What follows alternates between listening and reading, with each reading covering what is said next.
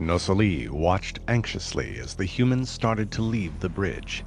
He waited for the last person to exit and fell into step behind. The beginnings of a plan had started to form in his mind. It was audacious. No, make that outrageous. But the elite figured that made the scheme all the more likely to succeed. The lifeboat reserved for the bridge crew was close by. 6 Marines had been detailed to guard it, and 3 of them were dead. Their bodies had been dragged off to one side and laid in a row. A corporal shouted, "Attention on deck!" Keyes said, "As you were," and gestured toward the hatch. "Thanks for waiting, son. I'm sorry about your buddies." The corporal nodded stiffly. He must have been off duty when the attack began. One half of his face needed a shave. "Thank you, sir. They took a dozen of the bastards with them." Keyes nodded. 3 lives for 12. It sounded like a good trade-off, but how good was it really?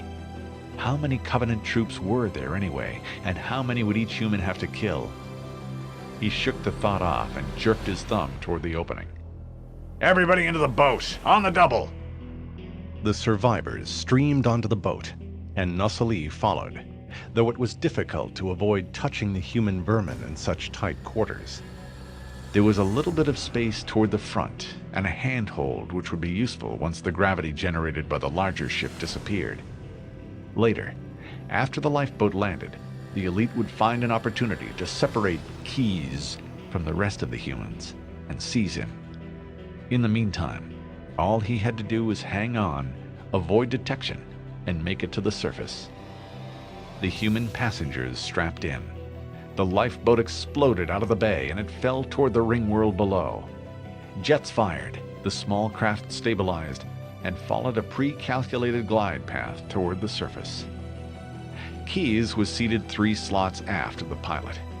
He frowned as if looking for something, then waited for the boat to clear.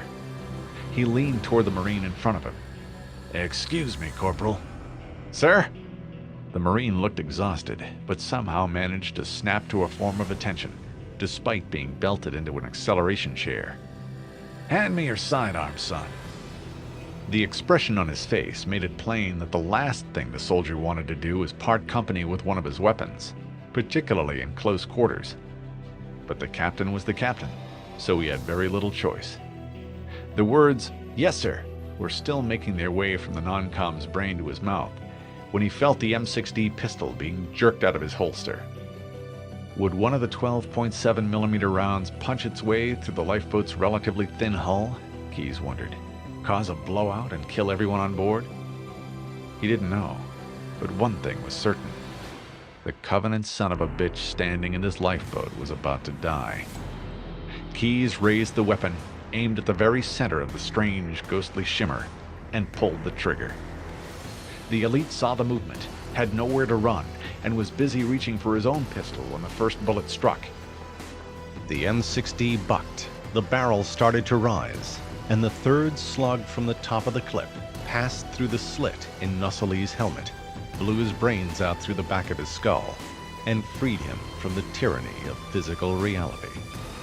No sooner had the noise of the last shot died away than the camo generator failed, and an elite appeared, as if from thin air. The alien's body floated back toward the rear of the cabin. Thousands of globules of alien blood escorted bits of brain tissue on their journey to the lifeboat's stern.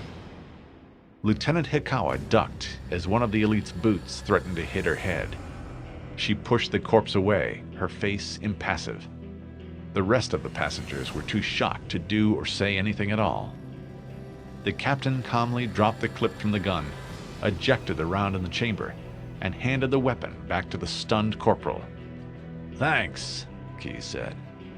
"That thing works pretty well. Don't forget to reload it."